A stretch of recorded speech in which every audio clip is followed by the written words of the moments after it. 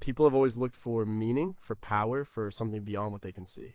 And sometimes they found it in strange places, in secret societies, in ways that make us scratch our heads today. Think about it. Thousands of years ago, before science, before the internet, what did people believe? What did they do to connect with the divine or to feel like they belonged?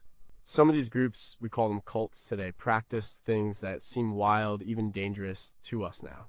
Things like secret initiations in dark caves, strange dances that went on for days, even self-mutilation. They weren't just praying in a temple. They were doing things that were intense, sometimes terrifying, and often completely hidden from outsiders. We know some bits and pieces about them. We find old writings, broken statues, or what archaeologists dig up. But a lot of it is still a mystery. We might know a ritual happened, but not what it truly felt like or what words were spoken. It's like looking at a faded photograph and trying to imagine the whole story. Why did people join these groups? Was it hope, fear, a desire for knowledge, or just a need to feel special, part of something bigger? We're still asking those questions about groups today, and we definitely ask them about the ancient ones.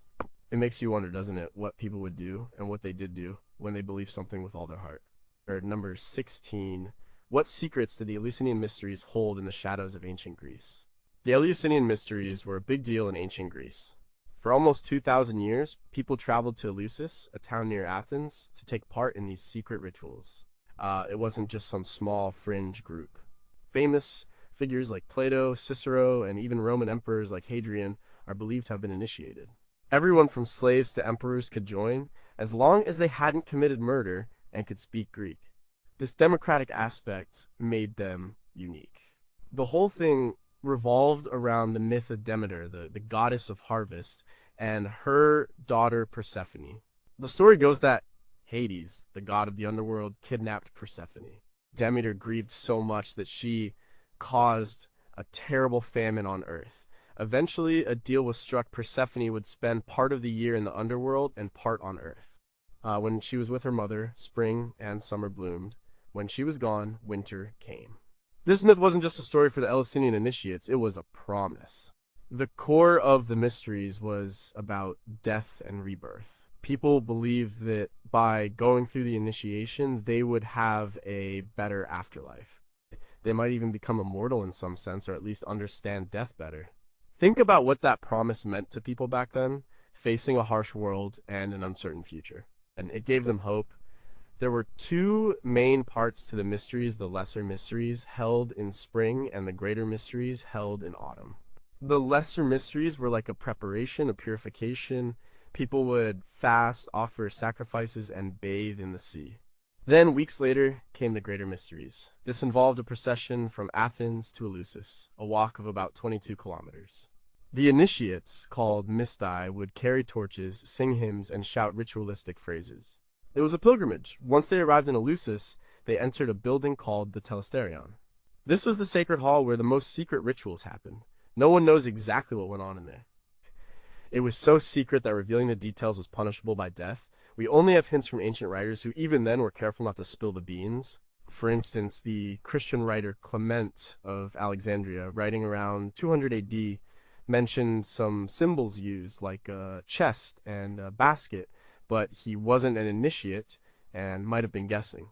What we do know is that initiates experienced something profound. They likely drank a special drink called kykeon, which might have had psychoactive properties. Some scholars, like R. Gordon Wasson and Carl A.P. Ruck, in their book The Road to Eleusis, have argued that kykeon contained ergot, a fungus that can cause hallucinations. This isn't a universally accepted idea, but it's a popular theory. If true, it means people were intentionally altering their state of mind to experience the divine. The experience in the Telesterion was probably a dramatic reenactment of Persephone's journey. There might have been sacred objects shown, called the Hira. There could have been visions, sounds, and an intense feeling of presence. The goal was to reach a state of hypoptia, a direct vision or understanding of the divine. People came out changed, feeling like they had seen the truth about life and death. Cicero wrote that the mysteries had made life not only more pleasant, but also more secure for the future. That's a strong endorsement. The Eleusinian Mysteries continued until the late 4th century AD. They were finally shut down by the Roman Emperor Theodosius I, who was a Christian, as part of his efforts to suppress paganism. For nearly 2 millennia, These rituals gave comfort and meaning to countless people. They show us how deeply humans desire to understand what comes after life and how far they'll go to get a glimpse of it. But what exactly did they see in the Telesterion? How did the Kaikon truly affect them? And did they actually believe they achieved a form of immortality or just a peace about death? We still don't fully know what profound knowledge they thought they gained. Or number 15, did the wild abandon of Dionysus worship ever truly go too far? Dionysus was the Greek god of wine, ecstasy, madness, and theater.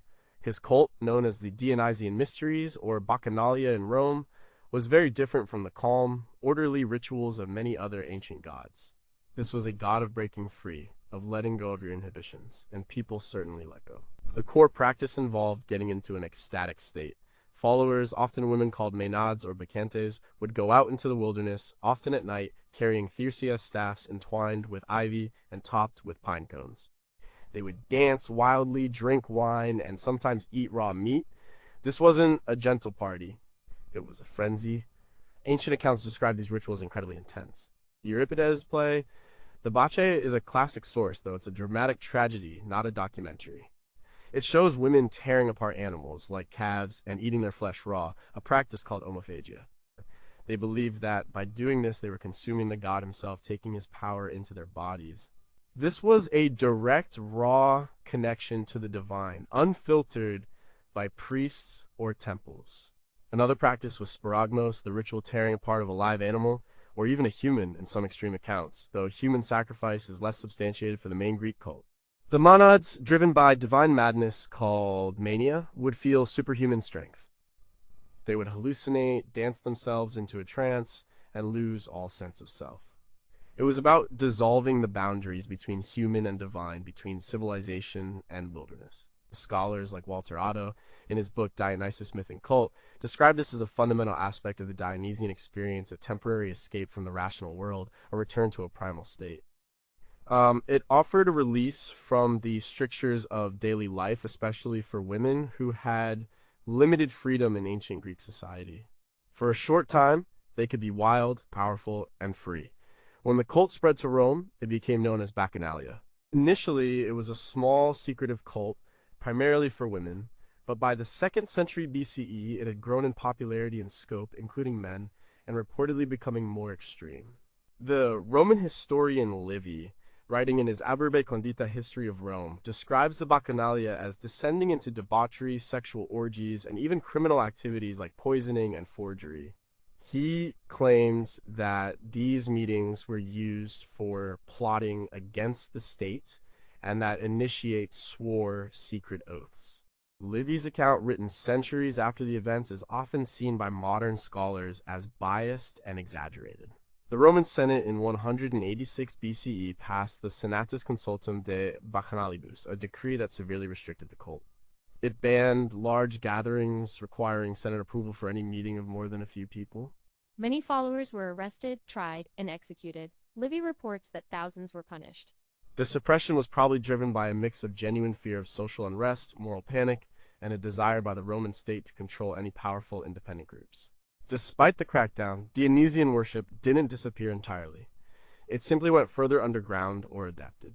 It continued to exist in various forms throughout the Roman Empire, morphing into more structured mystery cults that were less about wild abandon and more about personal salvation, similar to other mystery religions of the time. The appeal was a clear chance to break free, to experience raw emotion, and to connect with a powerful, untamed God. It was both frightening and exhilarating, and for those who felt constrained by society, it offered a potent, if dangerous, outlet. But were Livy's claims entirely true, or mostly political propaganda? How much of the debauchery was actual crime versus just shocking behavior to conservative Romans? And how do people truly reconcile the promise of spiritual ecstasy with the very real dangers of losing control? We still debate these questions about the true nature of these ancient frenzies. Number 14. What hidden strengths did the Cult of Cybele demand from its devoted followers? Cybele was a powerful earth goddess from Anatolia, specifically Phrygia, often called the Great Mother. Her cult eventually made its way to Greece and then to Rome, where it became known as the Magna Mater, the Great Mother. This cult was known for its dramatic, intense, and often self-mutilating practices. The story of Cybele is deeply intertwined with her consort Attis. Myth says that Cybele loved Attis, but he was unfaithful or planned to marry someone else. In a fit of divine madness, Cybele drove Attis insane. He then castrated himself under a pine tree and bled to death. His blood supposedly gave rise to violets, and Cybele mourned him, eventually bringing him back to life in some form, symbolizing the cycle of death and rebirth in nature. This myth was central to the cult's practices. The priests of Cybele were called Galli. And here's where it gets truly strange. To become a Gallus, a man had to voluntarily castrate himself. This act was seen as a profound dedication to Cybele, a complete renunciation of worldly life and male identity, mirroring Attis's self-mutilation. It was usually done during a frenzied, ecstatic ritual, often with music, dance, and self-flagellation. After the act, the Galli would adopt female clothing and roles, living as eunuch priests dedicated to the goddess. The cult was brought to Rome in 204 BCE during the Second Punic War. The Romans were desperate, facing Hannibal's invasion, and an oracle predicted that Rome would be victorious if the Great Mother was brought to the city. A sacred black stone, believed to be Cybele herself, was brought from Pessinus in Asia Minor to Rome. This marked a significant moment in Roman religious history. Initially, Roman citizens were forbidden from becoming Galli, or participating directly in the cult's wilder rituals. The cult's public festivals, however, became very popular. The most famous was the Hilaria, a spring festival celebrating Attis's resurrection. It included processions, masked revelry, and general merriment, but the private rituals, the ones involving the Galli, remained separate. Another striking practice was the Taurobolium. This was a ritual performed to purify initiates and grant them new life. It involved a priest or initiate standing in a pit covered by a wooden grate. Above the grate, a bull was sacrificed. Its blood would pour down onto the person below, completely drenching them. The initiate would then emerge, covered in blood, believed to be purified and reborn by the power of the bull's life force. The Roman poet Prudentius, writing in the 4th century AD, described the scene vividly, noting the priest coming out stained with foul gore and breathing the reeking fumes. It was a powerful, visceral experience meant to symbolize death and resurrection. Scholars like Lynn E. Roller, in her book In Search of God the Mother, The Cult of Anatolian Cybele, explain that these practices, though extreme to us, made sense within their ancient context. The Galli's self-mutilation wasn't just a physical act, it was a spiritual transformation, an embodiment of the sacred drama of Attis. The Taurobolium offered a deep personal connection to the cycles of life and death represented by Cybele. Over time, the cult of Cybele became more widespread in the Roman Empire, attracting many followers, especially women. It offered a powerful female deity and a promise of rebirth and spiritual renewal. Despite the initial Roman discomfort with its more extreme aspects, the cult adapted and thrived, demonstrating the enduring human desire for powerful, transformative religious experiences. But what did it truly feel like to undergo such a radical transformation as the Galli? Did the Taurobolium genuinely provide a sense of rebirth, or was it primarily a shocking spectacle? And how did Roman society truly view these self-castrated priests beyond official prohibitions? We still grapple with the psychological and social impacts of these intense devotions. Number 13. What dark promises did the cult of Set offer to those who sought chaos and destruction? Set, or Seth, was one of the oldest and most complex gods in the ancient Egyptian pantheon. While many Egyptian gods represented order, creation, and life, Set represented chaos, disorder, storms, and violence. He was often depicted with the head of a strange, unidentified animal, sometimes described as a Set animal or Typhonian beast. Initially, Set wasn't entirely evil. He was a god of the desert, a powerful force, and even protected Ra, the sun god, during his nightly journey through the underworld. But his reputation took a dark turn with the Osiris myth. In this story, Set murders his brother Osiris, the god of order and fertility, dismembers his body, and scatters the pieces. Osiris' wife, Isis, eventually reassembles him and conceives their son Horus. Horus then avenges his father, eventually defeating Set and restoring order to Egypt. This myth solidified Set's role as the antagonist, the embodiment of disruptive forces. Because of this, explicit cults dedicated to actively promoting Set's destructive aspects were rare in mainstream Egyptian religion, especially after the Osiris myth became dominant. Most Egyptians focused on maintaining Ma'at, cosmic order and justice, and Set was the antithesis of that. However, saying there was no cult of Set is too simple. Set was still worshipped, particularly in certain regions like the Eastern Delta, where he was a patron deity, and in areas near the desert. Soldiers and foreigners sometimes revered him for his strength and ferocity. During certain periods, like the Hyksos rule 17th-16th centuries BCE, Set was even elevated to a prominent national god, perhaps because the Hyksos, being foreign invaders, identified with a powerful, somewhat outsider deity. The strange practices connected to Set often involved rituals meant to contain his destructive power rather than unleash it. For instance, in many temples there were rituals performed to symbolically defeat Set or his chaotic forces to ensure the triumph of order. This often involved burning effigies of Set or reciting curses against him. But what about groups that actually embraced chaos or sought Set's power for destructive ends? This is where it gets speculative, but interesting. Ancient Egyptians deeply believed in magic. A negative cult or a dark cult of Set might have focused on Hika magic that sought to harness Set's destructive energy. People might have used curses, black magic, or rituals to cause harm, bring misfortune, or disrupt the established order. Texts like the execration text, which contain curses against enemies, show that Egyptians were very much aware of negative magic. It's plausible that some magic practitioners might have invoked Set for these purposes. For example, a person seeking revenge might perform a ritual to unleash Set's storms upon an enemy's crops, or invoke his divisive nature to sow discord in a rival family. Such practices would have been highly secretive and condemned by mainstream society and religious authorities. We don't have direct records of organized cults of Set actively performing malicious rituals as a collective. Instead, any worship of Set for dark purposes would likely have been individual, clandestine, or practiced by very marginalized groups. The idea of a direct, organized cult of Set promoting chaos is more of a modern, almost fictionalized concept, especially popular in some esoteric circles today. However, the potential for such a cult, given Set's nature and the Egyptian belief in magic, is very real. Some scholars, like Eric Hornung in his studies on the Egyptian underworld, acknowledge the dual nature of Egyptian deities and the potential for their powers to be invoked for both good and ill. Set represented the necessary evil, the destructive force that, though feared, was also acknowledged as part of the cosmos. The true strange practice here isn't an organized ritual as much as the taboo nature of invoking Set for personal gain or destruction. It's the whisper of forbidden magic, the desperate plea to a disruptive god when all else fails. But what tangible evidence, if any, could exist for organized groups actively worshipping Set for malicious purposes? How did the average Egyptian perceive a person who might secretly invoke Set?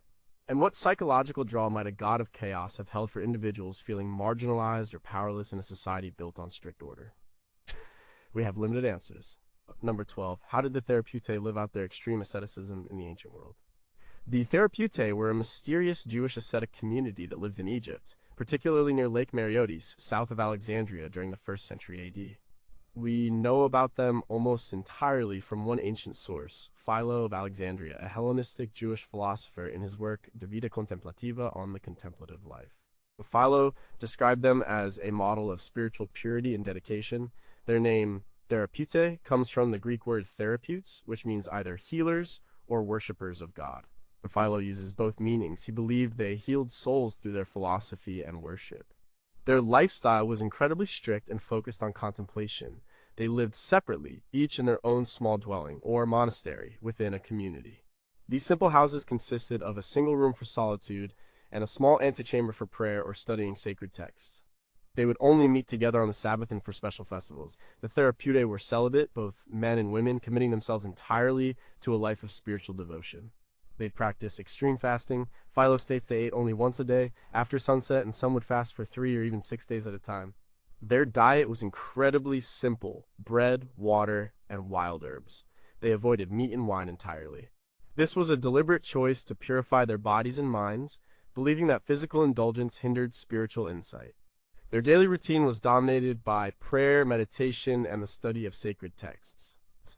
They would rise before dawn to pray, spending their days reading, writing allegorical interpretations of the law and the prophets, and composing hymns. They saw the scriptures not just as literal history, but as deeply symbolic, revealing hidden spiritual truths. This allegorical interpretation was a common practice among Alexandrian Jews, influenced by Greek philosophy. On the Sabbath, they would gather in a communal sanctuary. Men and women sat separately, as was typical in some Jewish traditions. They would listen to sermons, engage in discussions, and sing hymns. The most distinctive part of their communal worship, according to Philo, was their all-night festival that occurred every 50 days, likely celebrating a holiday like Pentecost. During this festival, they would share a simple meal, then sing hymns and perform sacred dances until dawn. Philo describes these dances as orderly and joyous, not wild or chaotic. They would form choirs, singing antiphonally men and women together in a kind of spiritual ecstasy.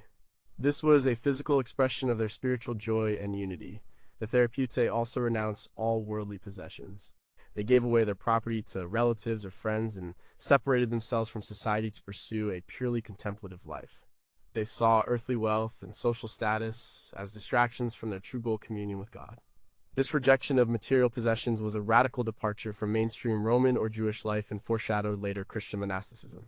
Scholars like David Winston, in his introduction to Philo's works, suggest that the Therapeutae represent a unique synthesis of Jewish piety and Hellenistic philosophical ideals, particularly Stoic and Pythagorean asceticism.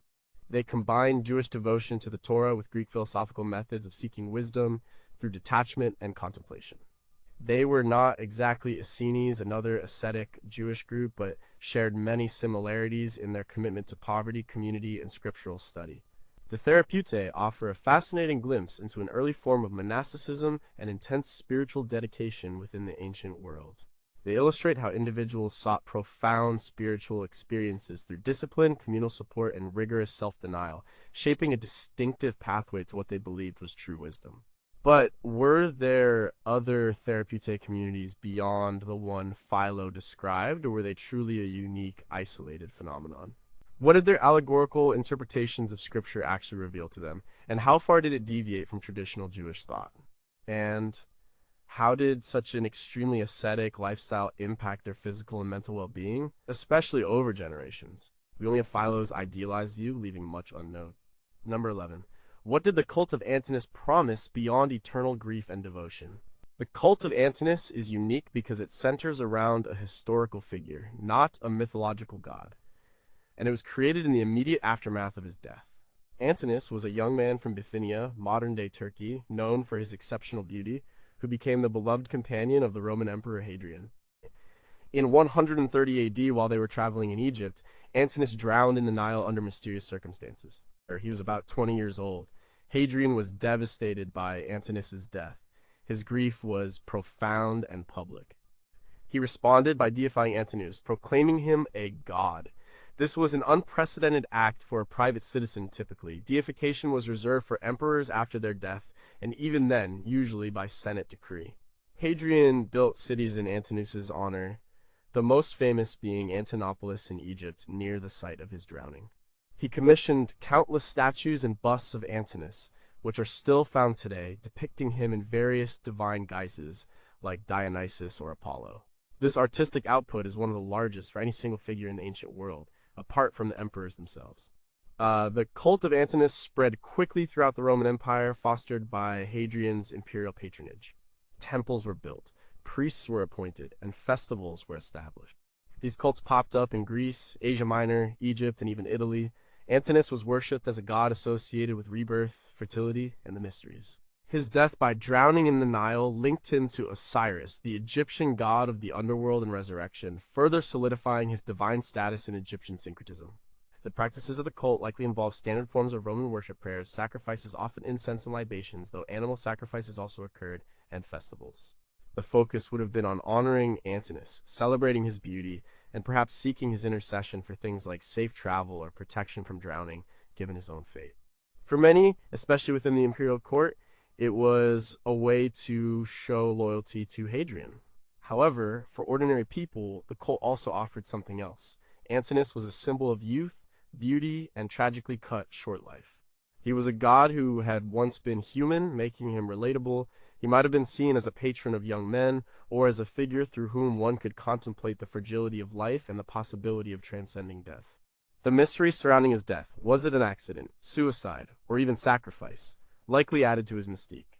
For example, coins minted during Hadrian's reign depict Antinos with attributes of gods, and inscriptions found from temples to Antinous, like those at Lanuvium near Rome, show dedicated priests and rituals. Historians like Royston Lambert in Beloved and God the Story of Hadrian and Antinous meticulously detail the spread and forms of his worship, emphasizing Hadrian's personal role in establishing the cult. The cult of Antinous endured for several centuries, even after Hadrian's death. It faded as Christianity rose, but its persistence shows a strong appeal. It was a cult born of deep personal grief, but transformed into a widespread religious phenomenon, offering a blend of imperial cult, personal devotion, and a universal message about beauty, loss, and the hope of divine transformation. It stands as a powerful testament to the influence of imperial power and the human capacity to find the divine in the most unexpected places. But did those who worshipped Antinous believe he truly possessed divine powers? Or was it more an expression of imperial loyalty and a philosophical ideal of beauty? How much did the mystery of his death contribute to his deification, and how much was pure political will? And what specific prayers or rituals did devotees perform to invoke his aid or seek his blessings beyond simple veneration? The personal experiences of the ordinary worshiper are largely lost to history. Number 10. What did the Olmec jaguar cult seek in the raw power of the wild? The Olmec civilization, flourishing in Mesoamerica from roughly 1400 BCE to 400 BCE, is often considered the mother culture of later Mesoamerican societies like the Maya and Aztecs. They are famous for their colossal head sculptures, but their religious practices were also profound and mysterious, particularly their veneration of the jaguar. The Olmec jaguar cult wasn't a cult in the modern sense of a secretive, small group, but rather a central, unifying religious concept that permeated their entire society. The jaguar was the most powerful predator in the Mesoamerican jungle. It was swift, strong, intelligent, and a master hunter.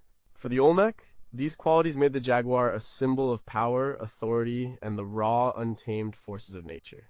The jaguar was seen as a mediator between the human world and the spiritual world, especially the underworld. The most distinctive strange practice related to the jaguar cult was the extensive use of jaguar imagery in Olmec art, particularly the word jaguar motif. These were figures that blended human and jaguar features, often human infants or children with snarling, fanged jaguar mouths, cleft heads, a distinctive V-shaped indentation, and sometimes even claws. These were jaguar babies are seen in jade figurines, pottery, and monumental sculptures. Scholars like Michael Coe, a prominent archaeologist of Mesoamerica, have extensively studied Olmec art and symbolism. In his book Mexico, From the Olmecs to the Aztecs, he describes the pervasive nature of the jaguar motif. The meaning of the word jaguar is still debated. Some theories suggest they represent shamans transforming into jaguars, or offspring resulting from a union between a woman and a jaguar, or even rain deities. Regardless of the exact interpretation, they signify a profound connection between humans and this powerful animal. Another practice likely involved shamanism. Olmec rulers or high priests probably acted as shamans, entering altered states of consciousness to communicate with the spirit world. The jaguar, being a powerful spirit animal, would have been a primary focus of these shamanic journeys. The shamans might have used psychoactive substances, ritual fasting, or other methods to induce trances. During these trances, they might have believed they transformed into jaguars or gained jaguar-like powers. The cleft head motif on where jaguar figures might even represent the fontanelle of infants, a soft spot on the skull, symbolizing a connection to the spiritual realm or a point of transformation. We also see elaborate ritual offerings. The Olmec created massive caches of jade, serpentine, and other precious materials, often buried deep underground. These offerings sometimes included carved jade axes shaped like celts, often incised with jaguar features. These weren't just giftsy, they were acts of reverence meant to appease the deities and maintain cosmic balance. The Olmec practiced ritual bloodletting, a common Mesoamerican practice, though direct evidence specifically linking it to jaguar worship is less clear than for later cultures. However, the concept of sacrificing precious life force blood to nourish the gods and maintain the cosmos fits well within their worldview. The jaguar, as a predator, would naturally be associated with blood and sacrifice. While we don't have written texts from the Olmec, their monumental art especially the colossal heads and the intricate jade carvings, speaks volumes about their religious beliefs. The sheer scale and detail of these works show that the jaguar was not just an animal but a fundamental spiritual force, an embodiment of the wild, untamed power that both threatened and sustained their world. The Olmec sought to understand, appease, and harness this power, making the jaguar central to their identity and cosmology. But what did the Olmec truly believe about the origin of the word jaguar babies? Were they symbolic ancestors, divine messengers, or something else entirely? How did their shamans induce these transformative states, and what exactly did they experience during them? And what became of the uninitiated in a society so deeply permeated by this powerful animal deity? Much of their internal spiritual understanding remains a deep mystery. Number 9. What kind of immortality did Orphism promise its disciplined followers? Orphism was an ancient Greek religious movement that emerged around the 6th century BCE, distinct from mainstream Greek religion. It was named after the mythical poet and musician Orpheus, who was said to have descended into the underworld and returned. This journey made him a symbol of spiritual insight and the possibility of overcoming death. Orphism offered its followers a path to purification, an escape from the cycle of reincarnation, and ultimately, a blessed afterlife. The core belief of Orphism was in the transmigration of souls, or metempsychosis. Unlike traditional Greek religion, which often saw the afterlife as a shadowy, less than ideal existence for everyone, Orphics believed that the soul was divine and immortal, trapped within the mortal body as a punishment for some ancient sin. This concept of the soul's divine origin and its imprisonment in the body was a radical idea for its time. Orphics believed in a dualistic view of human nature. The body was mortal and earthly, while the soul was immortal and divine. The goal of an Orphic life was to purify the soul, freeing it from the cycle of birth and death reincarnation and allowing it to return to its divine origin. This wasn't a quick fix. It required a life of strict discipline and ritual. Their strange practices centered on asceticism and specific rituals. Orphics followed a vegetarian diet, abstaining from meat, eggs, and often beans. This was seen as a way to purify the body and avoid consuming anything that might contain a reincarnated soul. They also abstained from sexual activity, or at least practiced moderation, as part of their efforts to transcend bodily desires. These dietary and lifestyle restrictions were aimed at separating the soul from the polluting influences of the physical world. Orphics also held unique cosmological myths different from Hesiod's standard Greek mythology. They had their own creation story, often featuring the god Phanes, also known as Protagonos, a primal, winged deity born from a cosmic egg. This complex mythology informed their understanding of the soul's journey and destiny. Scholars like W.K.C. Guthrie and Orpheus and Greek religion detail these distinctive myths and rituals. Followers would wear special white garments, symbolizing purity. They engaged in specific initiation rituals, though the exact details are largely lost to us. We do have clues from the so-called Orphic gold tablets found in tombs in Magna Graecia, southern Italy, and Crete. These tiny gold leaves, buried with initiates, contain instructions for the soul in the afterlife. They tell the deceased what to say when encountering various deities or springs in the underworld, guiding them to specific springs of memory, Mnemosyne, rather than the spring of forgetfulness, Lethe, promising a blessed fate. For example, one tablet instructs, "I am a child of earth and starry heaven, but my race is of heaven alone." This affirms the soul's divine origin. These tablets are crucial because they directly indicate what Orphics believed about the afterlife and how to navigate it. They show a clear belief in a structured underworld journey, where knowledge and ritual pronouncements were vital for salvation. Orphism had a significant influence on Greek philosophy, particularly on Pythagoras and Plato. Plato's concept of the soul as immortal and distinct from the body, and his belief in learning as remembering prior lives, clearly echoes Orphic ideas. Orphism offered a deeply personal and ethical approach to religion, focusing on individual salvation through moral living and ritual purity, rather than just civic participation in state cults. It gave people a sense of purpose beyond their mortal lives, a promise of eternal peace for the purified soul. But how did ordinary Orphics reconcile their strict asceticism with the daily realities of ancient Greek life? What specific sins did they believe trapped the soul in reincarnation, and how did they atone for them? And what was the true content of their initiation rites that supposedly prepared them for the underworld's trials? We can only piece together fragments of their profound spiritual journey. Number 8. What secret knowledge did the Essenes seek in the deserts of ancient Judea? The Essenes were a Jewish ascetic sect that flourished in Judea from the 2nd century BCE to the 1st century CE.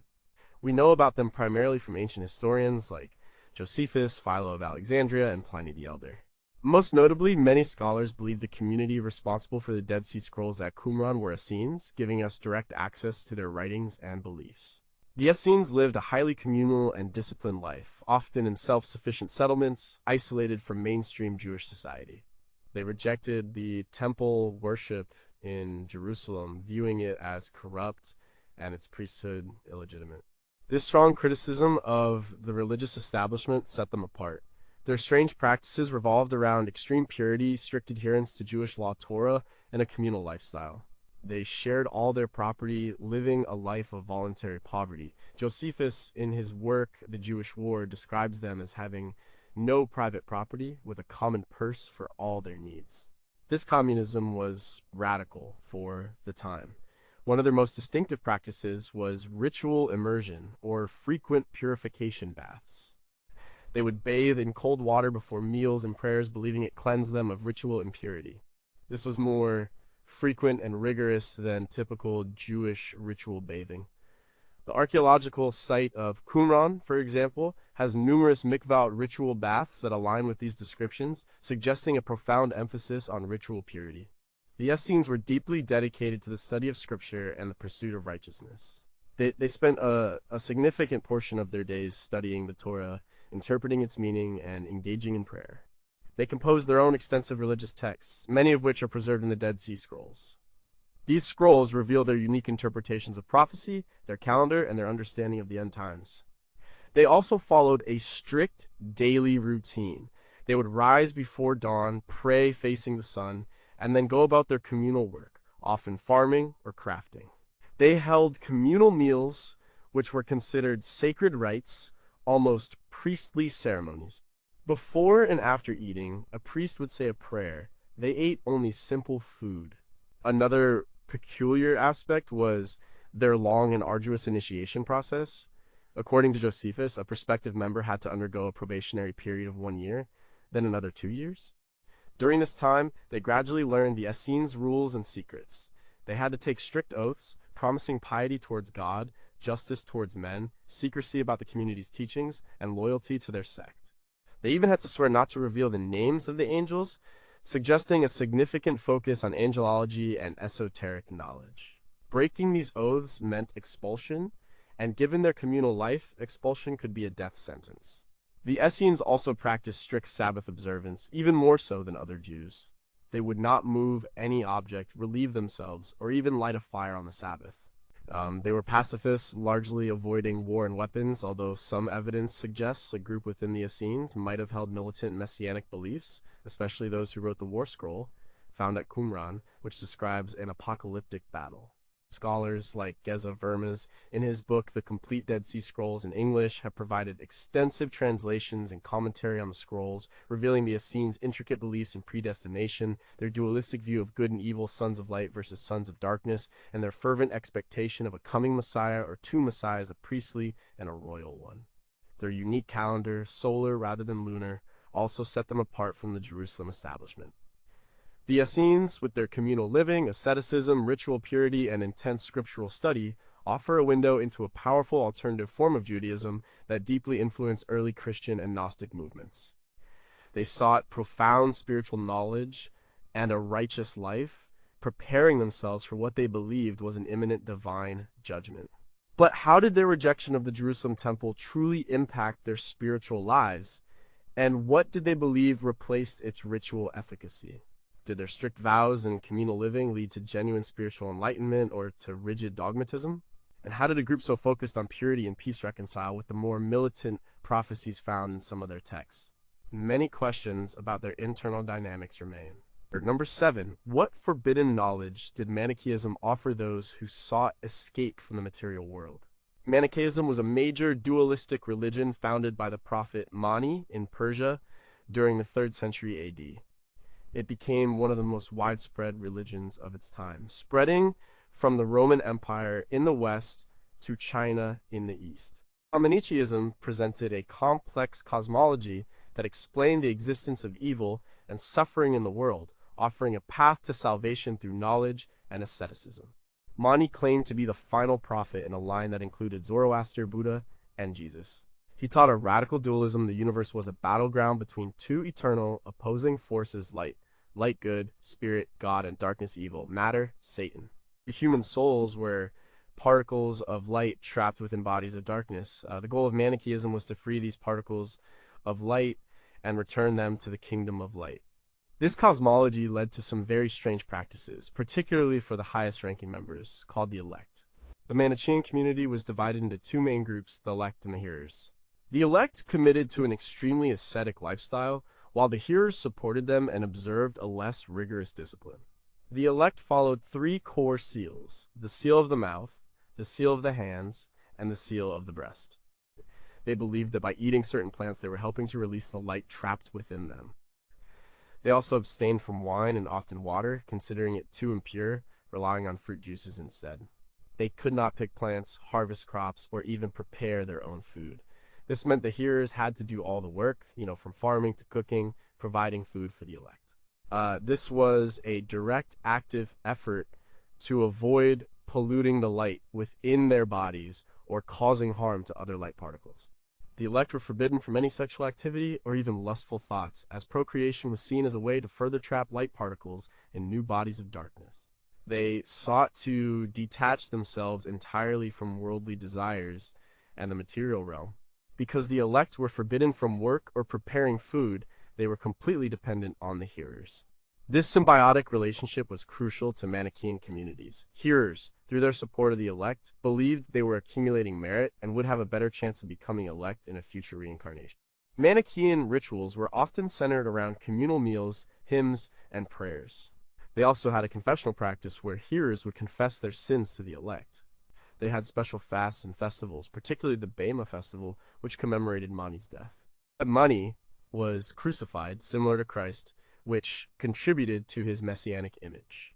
Manichaeism's teachings were written down in extensive scriptures, many of which have been lost, but fragments have been discovered, such as the Koine Mani Codex, a Greek papyrus text detailing Mani's early life and teachings. Augustine of Hippo, a prominent Christian theologian, was a Manichaean hearer for 9 years before converting to Christianity, and his writings often refer to Manichaean beliefs.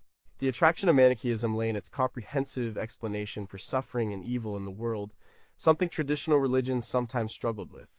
It offered a clear path to salvation through a radical break from the material world, promising eventual liberation of the divine soul from the corrupt body.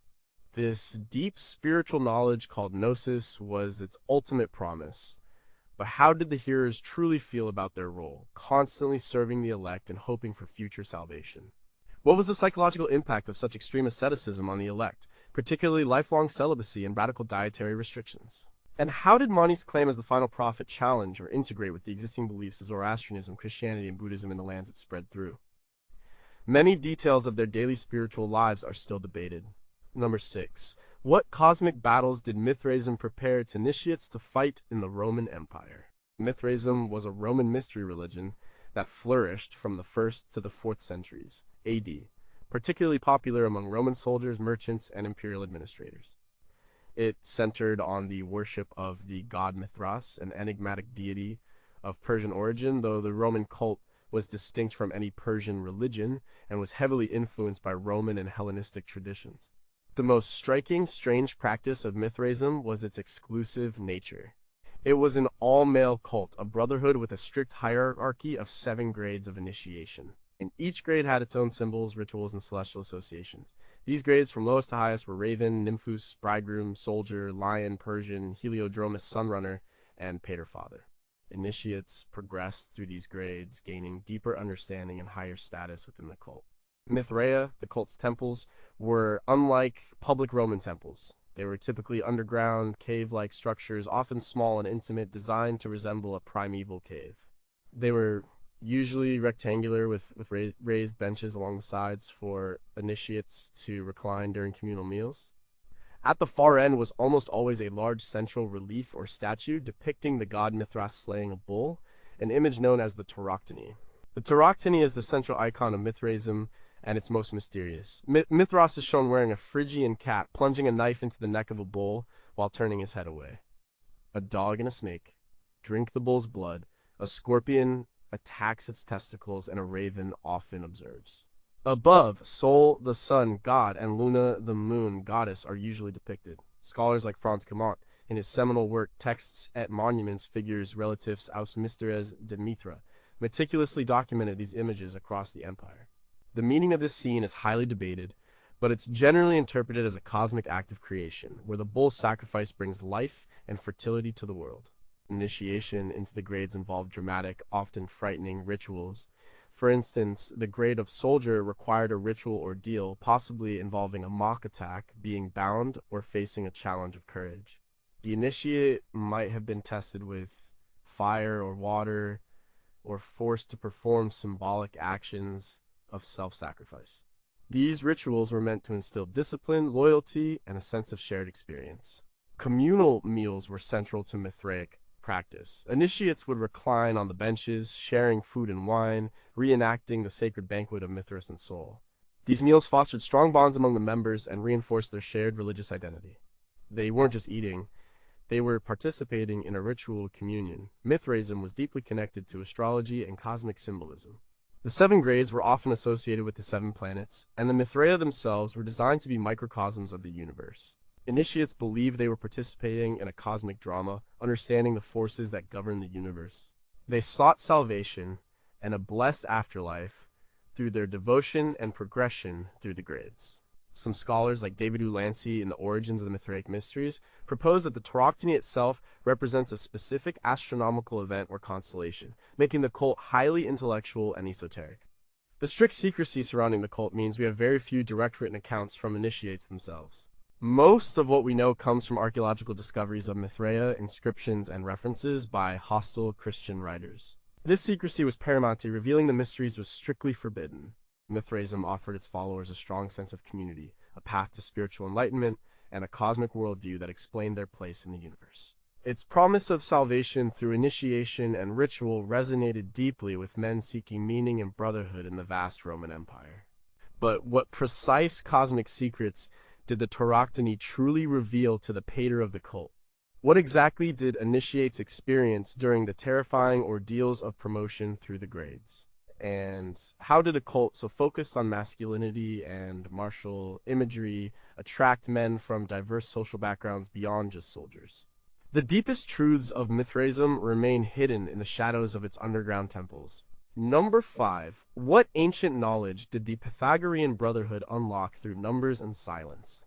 The Pythagorean Brotherhood was not just a philosophical school, it was also a religious society, a communal way of life founded by Pythagoras of Samos in Magna Graecia, southern Italy, around the 6th century BCE. Its members, known as Pythagoreans, followed a strict code of conduct, ascetic practices, and esoteric beliefs, all rooted in their philosophy of mathematics and cosmic harmony.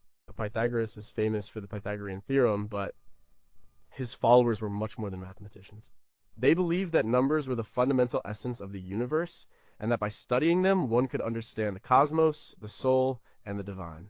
This led to their most distinctive strange practices. One of the most striking was their rule of akousmata, or things heard, which were cryptic sayings or prohibitions. For instance, abstain from beans. The reason for this prohibition is still debated, ranging from the idea that beans resembled human testicles or embryonic forms, or that they caused flatulence disturbing contemplation, or even that they were linked to the underworld. Other rules included: do not stir fire with a sword, do not step over a crossbar, and do not sit on a quart measure. These were not just superstitions, but symbolic instructions meant to guide behavior and thought. Another core practice was silence. New initiates, called akousmatikoi, were required to observe a strict period of silence, sometimes for as long as 5 years. During this time, they could listen to Pythagoras' teachings, but were forbidden from speaking or asking questions. This was meant to cultivate humility, self-control, and deep contemplation, allowing them to absorb the wisdom without intellectual arrogance. Only after this period could they become mathematicoi, the inner circle, who delved into the deeper, more theoretical aspects of Pythagorean philosophy and mathematics. The Pythagoreans also believed in the transmigration of souls, metankosis, similar to Orphism. They believed that the soul was immortal and went through a cycle of reincarnations in human or animal bodies. Their ascetic lifestyle, including vegetarianism and self-control, was meant to purify the soul and eventually free it from this cycle. They saw the body as a temporary prison for the divine soul. Their dietary restrictions were rigorous. They were vegetarians, abstaining from meat and fish, not just beans. They also generally avoided alcohol. This was part of their broader commitment to catharsis, purification. They believed that a clean body and mind were essential for understanding the cosmic order. Communal living was also key. Pythagoreans lived together, sharing meals and property, much like some later monastic communities. Their day involved study, exercises, and shared rituals. They practiced self-examination at the end of each day, reflecting on their actions and thoughts. They also cultivated strong bonds of friendship and loyalty within the brotherhood. Pythagoras himself was a semi-mythical figure, and much of what we know comes from later sources like Diogenes Laertius' Lives of Eminent Philosophers or the writings of Iamblichus and Porphyry. These sources, while sometimes hagiographic, reveal the profound impact of Pythagoras' teachings. He was seen as a divine man, a charismatic leader who combined scientific inquiry with mystical revelation. The Pythagorean emphasis on the harmony of the spheres, where celestial bodies moved according to mathematical ratios, creating an inaudible music, shaped ancient astronomy and music theory. This concept of cosmic order, reflected in numbers and geometry, was their ultimate revelation. By living a purified life and understanding these divine ratios, they believed they could achieve harmony with the universe and attain spiritual perfection. But what deep, hidden meanings did the most obscure acousmata truly hold for the initiated? How did the intense period of enforced silence reshape the minds and spirits of the acousmatikoi? And how did they truly reconcile their advanced mathematical and scientific knowledge with their mystical and often superstitious religious beliefs? Many aspects of their internal life remain enigmatic. Number 4. What profound secrets did the Thracian Dionysus cult unveil in the wild mountains? Thrace, a region north of Greece, modern-day Bulgaria, parts of Turkey, and Greece, was home to vibrant, often fierce, cultures with their own distinctive religious practices. Among these, the worship of Dionysus stood out, but it was often portrayed as even more raw and untamed than its Greek or Roman counterparts. This wasn't the sophisticated theatrical Dionysus of Athens, but a more primal, often brutal, god of the mountains and the wild. The Thracian Dionysus, sometimes associated with the god Sabazios, a Phrygian deity, sometimes linked to Dionysus, was worshipped with intense, ecstatic rituals often held in remote mountain areas. These practices were marked by wild music, ecstatic dance, and a direct, unmediated communion with the divine. One of the key figures in Thracian Dionysian cults was the Komast, a frenzied dancer, and the female devotees who, like the Greek Maenads, would engage in theosos, ecstatic processions. These rituals involved loud, piercing music from alloyed double pipes and drums, which would build to a frenzy, driving participants into trance states. The sound, combined with wine, led to a release of inhibitions and a sense of divine possession. Herodotus, the Greek historian, writing in the Histories, mentions the Thracian custom of tattooing as a mark of nobility, which might have also had religious significance, possibly related to their deities. He also describes their reverence for a deity whom he identifies with Dionysus, noting that they often worshipped in high, secluded places. The Rhodope Mountains, for instance, were considered a sacred center for Thracian Dionysian cults. The most shocking practices were often related to the concept of enthusiasmos being filled with the god and ecstasis standing outside oneself. During these frenzies, practitioners might engage in self-mutilation, such as cutting themselves or handling snakes, believing themselves to be impervious to harm while possessed. These acts were not about pain, but about proving their devotion and experiencing the raw power of the god. Some accounts even suggest human sacrifice, though this is difficult to confirm and often comes from hostile or prejudiced Greek sources. However, animal sacrifice, including the tearing apart of live animal spergmos, similar to Greek Bacchanalia, was likely a part of their practices, with the raw flesh consumed in omophagia. This was a potent ritual, believed to transfer the god's divine energy into the worshipper. The Thracian cults also involved prophecy. Oracular shrines like the one at Mount Pangaeon associated with Dionysus were places where priests or priestesses, in a state of trance, would deliver prophecies. This indicates a more structured yet still ecstatic aspect to their worship. These seers were conduits for the divine will, much like the Oracle of Delphi, but likely in a wilder setting.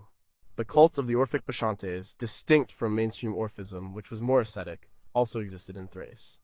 This branch of Orphism integrated the wild, ecstatic elements of Dionysian worship with Orphic beliefs in transmigration of the soul, seeking purification through frenzy. This suggests a complex religious landscape where different mystical traditions could merge. Scholars like Ivan Venetikov, a Bulgarian archaeologist, have explored the distinctiveness of Thracian religion, emphasizing the importance of mountains, caves, and water sources in their sacred landscape. The Thracian Dionysus cult, in its rawest form, provided a powerful, unfiltered connection to the divine, a temporary escape from societal norms, and a pathway to spiritual liberation through ecstatic experience. But how did the Thracians manage to reintegrate into daily life after such intense frenzied rituals? Were there specific psychological techniques or preparations used to enter and exit these trance states safely? And how did their often violent ritualistic practices truly differ from the Greek accounts, which were often filtered through an outsider's biased lens? The internal experience of a Thracian devotee remains largely a mystery. Number 3. What dark origins shaped the fierce devotion of the cult of Astarte and Baal? The worship of Astarte and Baal was central to ancient Canaanite and Phoenician religions, which thrived in the Near East for millennia, influencing neighboring cultures, including early Israelites. These deities were powerful, representing fertility, war, and the cycles of nature. Their cults, however, often involved practices that were considered horrifying by their monotheistic neighbors, especially the Israelites, leading to many condemnations in the Hebrew Bible. Baal was a storm and fertility god, often depicted as a warrior. He was the most powerful god in the Canaanite pantheon, responsible for rain, thunder, and thus agricultural abundance. Astarte or Ashtart was a goddess of fertility, love, war, and royalty, often associated with the planet Venus. Together, they symbolized the life-giving and destructive forces of the cosmos. The strange practices associated with their cults often revolved around ensuring fertility and appeasing these powerful deities. One widely reported and highly controversial practice was child sacrifice, specifically the ritual burning of children, known as mulk. This practice is heavily condemned in the Hebrew Bible, e.g., in Leviticus chapter 18, verse 21, Deuteronomy chapter 18, verse 10, which refers to passing children through fire to Molech, often identified with Baal. Archaeological evidence, such as Tophet's burial sites for sacrificed children found in Carthage, a Phoenician colony, and other Punic sites, seems to corroborate these ancient accusations, though the exact nature and frequency of mulk are still debated by scholars. Scholars like Lawrence Stager and Samuel R. Wolfe, in their archaeological reports from Carthage, have documented hundreds of urns containing the cremated remains of infants and young animals, deposited in specific burial grounds. This suggests a systemic, ritualized practice, possibly offered as a supreme sacrifice to ensure the well-being of the community, particularly during times of crisis. The idea was that the most precious offering would elicit the greatest divine favor. Another practice was ritual prostitution, both male and female, often performed by Kadishim male cult prostitutes and Kedushat female cult prostitutes in or near temples. This was likely seen as a sacred act, a way to mimic and encourage the fertility of the gods in the land. These individuals were not merely prostitutes, but had a religious function, dedicating their bodies to the deities. This practice is also condemned in the Bible, e.g., Deuteronomy chapter 23, verse 17-18. The cults also involved ecstatic rituals, often accompanied by music, dancing, and possibly self-laceration, as mentioned in 1 Kings 18, where Baal prophets cut themselves to invoke their god during a contest with Elijah. These acts of bodily pain were a way to show extreme devotion, to gain the god's attention, and to enter altered states of consciousness. Temples dedicated to Astarte and Baal, like those unearthed at Ugarit Rashamra in Syria, show elaborate structures where daily offerings, prayers, and festivals would have taken place. Inscriptions from these sites, such as the Baal cycle texts, provide valuable mythological narratives that shed light on their worship, describing Baal's battles against other gods and his ultimate triumph, which ensured the cycle of rain and fertility. The devotion to Astarte and Baal was integral to the life of the Canaanite and Phoenician peoples. It was a way to navigate an unpredictable world, to ensure successful harvests, victory in war, and the continuation of life itself. Their practices, though shocking to modern sensibilities and ancient monotheists, were deeply rooted in their worldview, where the gods demanded powerful, sometimes brutal, expressions of faith. But what did parents truly believe their child gained by being sacrificed to Baal?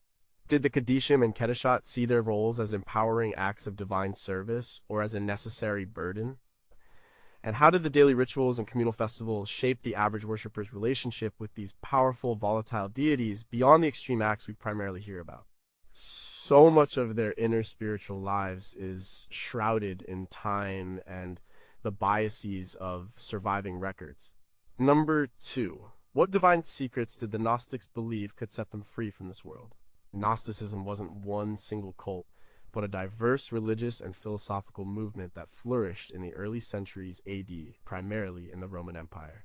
It overlapped with early Christianity, Judaism, and various pagan mystery religions, offering a unique, often radical interpretation of existence, salvation, and the divine. The term Gnosticism comes from gnosis, meaning knowledge or insight. This secret knowledge was their path to salvation, not faith in a creed.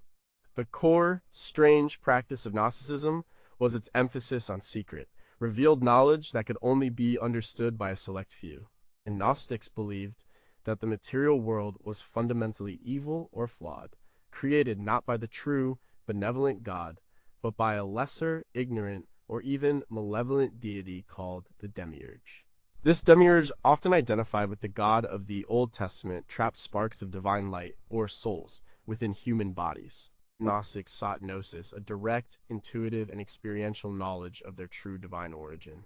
This wasn't intellectual knowledge in the ordinary sense, but a spiritual awakening, an understanding that they were divine beings temporarily imprisoned in a corrupt physical world.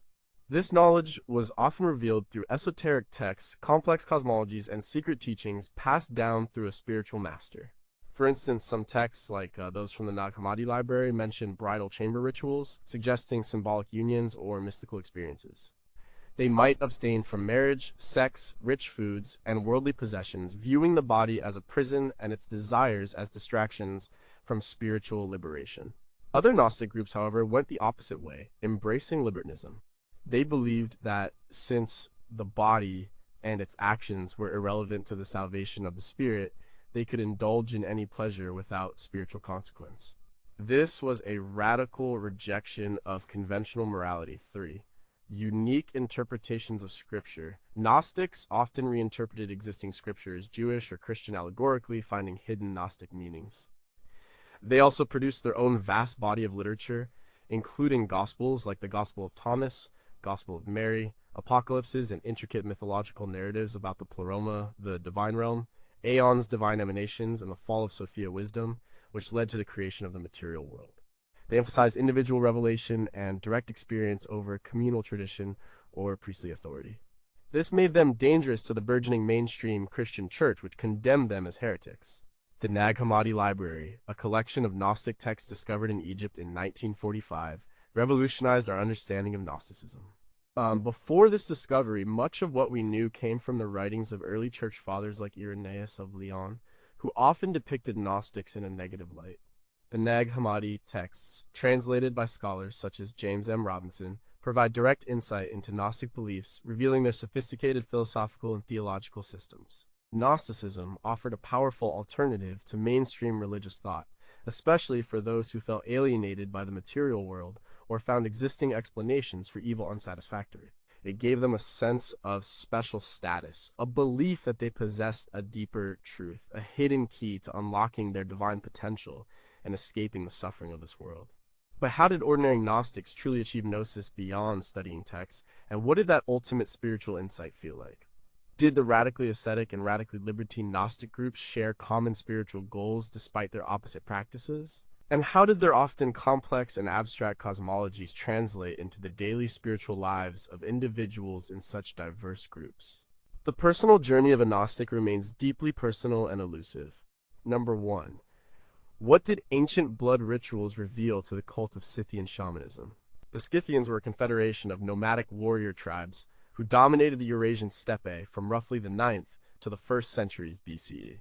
They were renowned for their fierce cavalry, intricate gold work the Scythian animal style, and their distinct religious practices, which were heavily imbued with shamanism and a deep connection to the natural world and their ancestors. Our primary sources for Scythian practices come from the Greek historian Herodotus, particularly his histories, written in the 5th century BCE. While he observed them as an outsider, his accounts provide vivid, if sometimes biased, details. Archaeological discoveries, particularly from the frozen burial mounds Kurgans in Siberia like Pazyryk, have also provided invaluable material evidence of their rituals and beliefs. The strange practices of Scythian shamanism centered on death, altered states of consciousness, and ritualistic blood offerings. These involved not just burying the deceased with vast treasures, but also with sacrificed horses, servants, and concubines. Herodotus describes the burial of a king as a gruesome affair. After the king died, his body was embalmed and paraded among various tribes for 40 days. Then it was taken to a massive burial mound, where he was laid in a chamber with his closest companions, horses up to 400 in some kurgans, and a vast array of gold and other goods.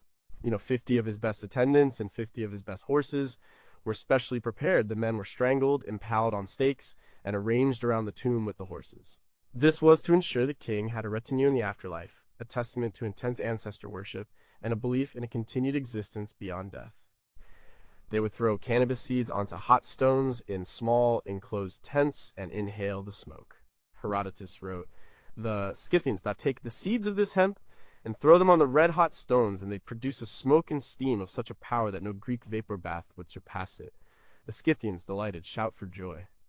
This was a deliberate practice to induce altered states of consciousness, likely for ritual purification, spiritual communion, or ecstatic experiences.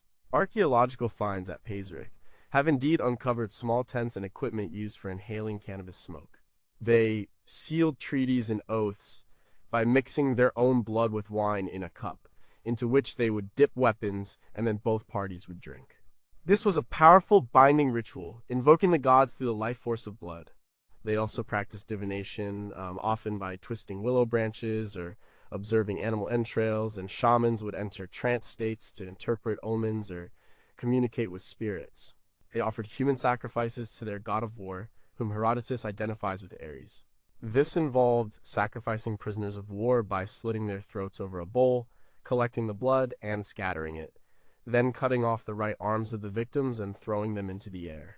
This was a grim ritual to appease the war god and ensure victory. Scythian shamans, often identifiable by unique clothing and drums from archaeological finds, were important figures who mediated between the human and spirit worlds. They would guide the dead, perform healing rituals, and interpret signs. Their practices were deeply practical, aimed at ensuring the well-being of the tribe, from success in war to the fertility of their herds.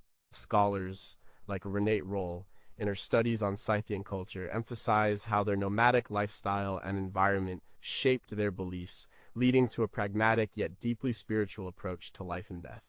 Their intense rituals, from the elaborate kurgans to the cannabis fumigations, were designed to maintain harmony with the spiritual forces of their world and to honor the powerful dead who still influence the living. But what did the Scythians truly believe happened to the souls of the sacrificed horses, servants, and concubines who accompanied their king? What precise visions or spiritual insights did their cannabis fumigations provide to the shamans and warriors? And how did their often brutal and bloody rituals integrate with their daily nomadic life and code of honor? Much of the subjective spiritual experience of the Scythians remains lost to us, buried in the kurgans.